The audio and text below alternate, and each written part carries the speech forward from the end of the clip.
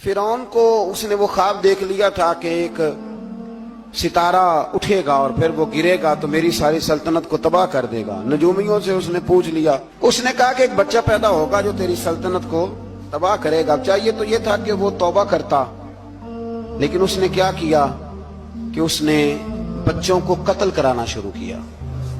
युज़ब्बिहूना अबनाअकुम, ज़िबा करा देता था तुम्हारे बेटों, और बच्चियों को वो जिंदा रखता था। तो हजरत मूसा जब पैदा हुए तो उनकी वालिदा ने पता क्या किया, उनको एक संदूक में बंद करके दरिया में बहा दिया।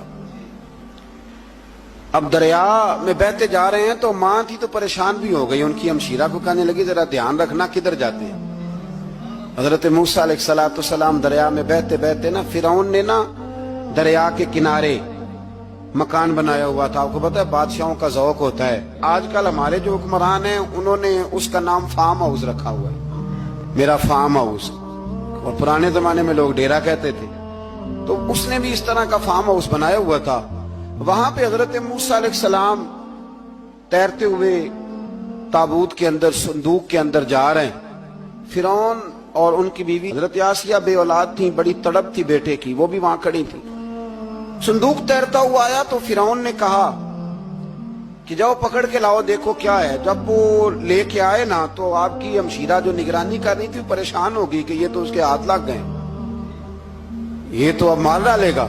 लेकिन जब खूबसूरत और चमकता हुआ बच्चा देखा तो बीबी आसिया कहने लगी ये बनी इसराइल का है ही नहीं, ये तो पता नहीं कहां से बहता हुआ यहां आ गया है। तू ऐसे ही छोड़, ये पता नहीं कहां से है, रख ना ले, रख ना ले। तो हजरत मूसा अलैहिस्सलाम वो कहने लगा नहीं उन्हीं के हैं, मूसा अलैहिस्सलाम उसी के हैं। तो आसिया कहने लगी तेरे तो सर पे ना बस भूत ही सवार हो गया, हर वक्त वही लोग तुझे याद रहते, ये पता नहीं कहां से बह के आया। अब रख लिया, मान गया फिरौन। आप फिरौन के घर में जो इसलिए बच्चे मरवा रहा था कि मेरी सल्तनत हजरत मूसा पैदा ना हो जाए, तो उसी के घर में परवरिश पाने लगे, उसी के घर में। अब औरतें मंगाई गई दूध पिलाने के लिए, तो हजरत मूसा अलैहिस्सलाम किसी बीबी का दूध नहीं पीते, तो आपकी हमशीरा ना वहीं दाएं बाएं घूमती रहती। तो कहने लगी जनाब आसिया से कि मैं एक बीबी को जानती हूं, बड़ी साफ सुथरी है, मुझे उम्मीद है ये बच्चा उसका दूध पिएगा। तो फिरौन कहने लगा दौड़ के ला।